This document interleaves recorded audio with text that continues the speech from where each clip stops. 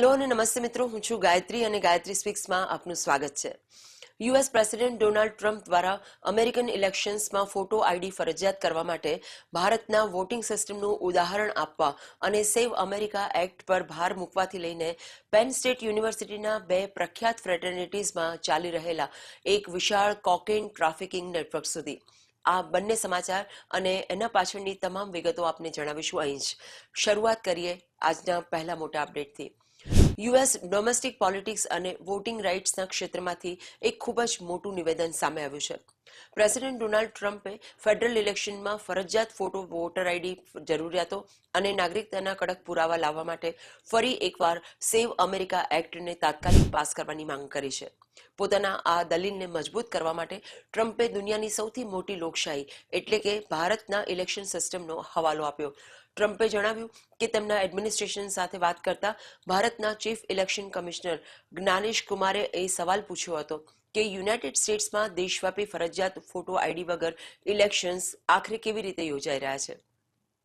ટ્રમ્પે official post share કરતા લખ્યું કે ભારતના છેલ્લા નેશનલ ઇલેક્શનમાં 646 મિલિયન વોટર્સે ભાગ લીધો હતો, જેમાં 1% પણ ઓછું મેલ ઇન વોટિંગ થયું અને દરેક સિંગલ વોટર પાસે એક valid government photo identity document હોવું સખત રીતે ફરજિયાત હતું.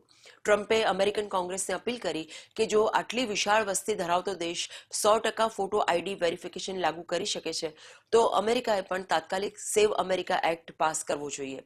ભારતમાં યુએસ એમ્બેસેડર સર્જિયો ગોરે પણ પ્રેસિડેન્ટ ટ્રમ્પના સ્ટેટમેન્ટને ખુલ્લેઆમ સમર્થન આપતા એક્સ પર લખ્યું કે પ્રેસિડેન્ટ બિલકુલ સાચું કહી રહ્યા છે અને કોંગ્રેસે કોઈ પણ વિલંબ વગર આ કાયદાને પાસ કરવો જોઈએ. આ સુધારેલો કાયદો રિપબ્લિકન લેડ હાઉસ ઓફ રેપ્રેઝેન્ટેટિવ્સમાં પહેલાથી જ 218-213 વોટ્સથી પાસ થઈ ચૂક્યો છે. આ બિલની જોગવાઈઓ મુજબ ફેડરલ ઇલેક્શન્સમાં રજીસ્ટર કરવા માટે દરેક વ્યક્તિએ યુએસ નાગરિકતાનો દસ્તાવેજી પુરાવો જેમ કે valid US passport, birth certificate કે ચોક્કસ મિલિટરી આઈડી બતાવવું પડશે. આ સાથે જ પોલિંગ બૂથ પર ફિઝિકલ ફોટો આઈડી ફરજિયાત હશે અને રાજ્યોએ સોશિયલ સિક્યોરિટી એડમિનિસ્ટ્રેશન અને ડિપાર્ટમેન્ટ ઓફ હોમલેન્ડ સિક્યોરિટીના ડેટાબેઝનો ઉપયોગ કરીને ગેરનાગરિકોના નામ વોટર લિસ્ટમાંથી સાફ કરવા પડશે. રિપબ્લિકન્સની દલીલ એ છે કે આનાથી ઇલેક્શન ઇન્ટિગ્રિટી સુરક્ષિત થશે અને વિદેશી હસ્તક્ષેપ કે ગેરકાયદેસર વોટિંગ બંધ થશે. પરંતુ બીજી તરફ ડેમોક્રેટ્સ અને સેનેટ મેજોરિટી લીડર ચક શુમરે આ બિલને ગેરબંધારણીય અને ડેડ ઓન અરાઇવલ જાહેર કર્યું છે, એવું કહેતા કે આ પ્રકારના કડક આઈડેન્ટિટી રૂલ્સ ઓછી આવક ધરાવતા જૂથો, લઘુમતીઓ અને વિદ્યાર્થીઓને વોટ આપતા રોકશે, જેમને ડોક્યુમેન્ટ્સ ગોઠવવામાં તકલીફ પડે છે. So friends, American voting reform ડિબેટમાં ભારતના ઇલેક્શન કમિશન અને તેમના વિશાળ 646 મિલિયન વોટર ટર્નઆઉટ મોડેલને ટાંકવું એ દર્શાવે છે કે ભારતીય ચૂંટણી તંત્રની ગ્લોબલ ક્રેડિબિલિટી કેટલી મજબૂત છે. અમેરિકામાં વોટર ફ્રોડ રોકવા માટે ફરજિયાત ફોટો આઈડીની વાત કરવી લોજિકના હિસાબે એક બેઝિક સિક્યોરિટી મેઝર લાગે છે, પરંતુ યુએસ પોલિટિક્સમાં મેલ ઇન વોટિંગ અને ઓળખપત્રોને લઈને રિપબ્લિકન અને ડેમોક્રેટિક પાર્ટીઓ વચ્ચેનો વિચારધારાત્મક તફાવત એટલો ઊંડો છે કે સેનેટમાં આ બિલ પાસ થવું લગભગ અશક્ય લાગી રહ્યું છે. ટ્રમ્પનું ઇન્ડિયન મોડેલ રજૂ કરવું એ તેમનો એક ગણતરીપૂર્વકનો પબ્લિક મેસેજિંગ મૂવ છે, જે આવનારી મિડ ટર્મ ઇલેક્શન્સમાં વોટર વેરિફિકેશન ઉપર એક મોટી નેશનલ ડિબેટ ઊભી કરી શકશે. બીજી મોટી સ્ટોરીમાં યુનાઇટેડ સ્ટેટ્સના હાયર એજ્યુકેશન સિસ્ટમ અને પ્રતિષ્ઠિત કેમ્પસ કમ્યુનિટીમાંથી એક આઘાતજનક અને અવિશ્વસનીય ક્રાઇમ સિન્ડિકેટનો પર્દાફાશ થયો છે. પેન્સિલ્વેનિયાના એટોર્ની જનરલ ડેવ સન્ડેએ કન્ફર્મ કર્યું કે પેન સ્ટેટ યુનિવર્સિટીના બે જાણીતા ફ્રેટર્નિટીઝ સિગ્મા ચી અને ડેલ્ટા એપ્સિલોનની અંદર એક હાઈલી ઓર્ગેનાઇઝડ અને multi state cocaine trafficking ring ચાલી રહી હતી. આ વિશાળ તપાસ પછી પ્રોસિક્યુટર્સે કુલ 14 લોકો ઉપર ગંભીર ગુનાહિત ચાર્જીસ લગાવ્યા છે, જેમાં 4 હાલના પેન સ્ટેટ સ્ટુડન્ટ્સ, 9 ભૂતપૂર્વ એલ્યુમનાઈ અને એક સ્ટુડન્ટના પિતા સામેલ છે. લો એન્ફોર્સમેન્ટમાં જણાવ્યા અનુસાર આ ગેંગ ન્યૂયોર્ક અને ફિલાડેલ્ફિયાના ડ્રગ સપ્લાયર્સ પાસેથી ડાયરેક્ટ મોટા શિપમેન્ટ્સ ખરીદતી હતી અને તેને યુનિવર્સિટી કેમ્પસના સ્ટુડન્ટ્સને ડિસ્ટ્રીબ્યુટ કરતી હતી. તપાસ દરમિયાન એ ચિંતાજનક વાસ્તવિકતા સામે આવી કે ફ્રેટર્નિટીના સિનિયર લીડર્સ, નવા આવતા ફ્રેશર્સ અને જુનિયર સ્ટુડન્ટ્સ, જેમને ફ્રેટર્નિટી કલ્ચરમાં પ્લેજીસ કહેવામાં આવે છે, તેમને આ ગેરકાયદેસર નેટવર્કમાં સામેલ કરવા માટે ફોર્સ્ડ લેબર તરીકે ઉપયોગ કરતા હતા. પ્લેજીસને હેજિંગ અને ઇનિશિએશન પ્રોસેસના નામે ઓફ કેમ્પસ ફ્રેટર્નિટી હાઉસીસની અંદર બેસાડીને કાચા કોકેનને કટ કરવા, માપવા અને અલગ અલગ બેગ્સમાં પેક કરવા માટે મજબૂર કરવામાં આવતા હતા.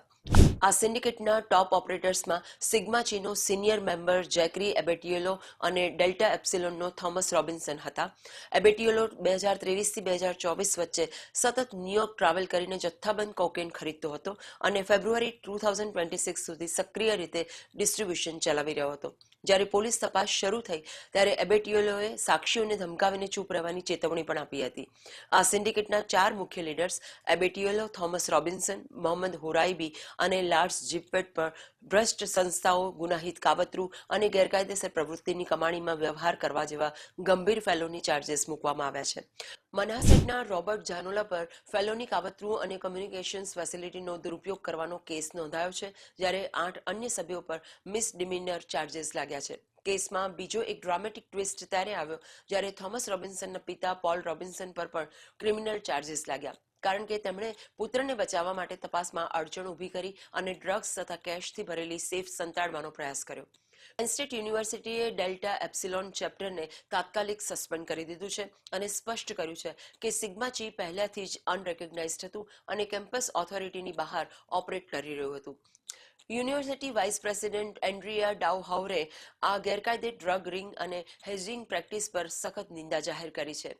મિત્રો, પ્રતિષ્ઠિત યુનિવર્સિટીઓના ફ્રેટર્નિટી હાઉસીસ જ્યાં એજ્યુકેશન અને લીડરશિપ ડેવલપમેન્ટ થવું જોઈએ, ત્યાં જો સ્ટુડન્ટ્સ એક coordinated multi state cocaine trafficking syndicate ચલાવવા લાગે અને જુનિયર્સનું ડ્રગ પેકેજિંગ માટે શોષણ કરે તો આ કેમ્પસ સેફ્ટીની સંપૂર્ણ નિષ્ફળતા દર્શાવે છે. વાલીઓનું લાખો ડોલર ફી આપવી અને સ્ટુડન્ટ્સનું ન્યૂયોર્ક કાર્ટેલ નેટવર્ક સાથે કનેક્શન બનવું એ ચિંતાજનક છે. સ્ટુડન્ટના પિતાનું પુરાવા સંતાડવા માટે સેફ છુપાવી એ સાબિત કરે છે કે ગુનાને ઢાંકવા માટે પરિવારના સભ્યો કયા સ્તર સુધી જઈ શકે. પેન સ્ટેટ અને યુનિવર્સિટી એડમિનિસ્ટ્રેશન્સે માત્ર અસ્થાયી સસ્પેન્શનથી આગળ વધીને કેમ્પસ ગ્રીક લાઇફ અને ઓફ કેમ્પસ હાઉસીસ પર સખત ફોરેન્સિક અને લો એન્ફોર્સમેન્ટ મોનિટરિંગ લગાવવું પડશે, જેથી વિદ્યાર્થીઓના ભવિષ્યને આવા ક્રિમિનલ નેટવર્ક્સથી બચાવી શકાય. આજના મુખ્ય અપડેટ્સ ગાયત્રી સ્પીક્સ પર આટલા જ. જો આપને આ ન્યૂઝ બ્રેકડાઉન અને એનાલિસિસ પસંદ આવ્યું હોય તો વિડીયોને લાઇક અને શેર જરૂર કરજો.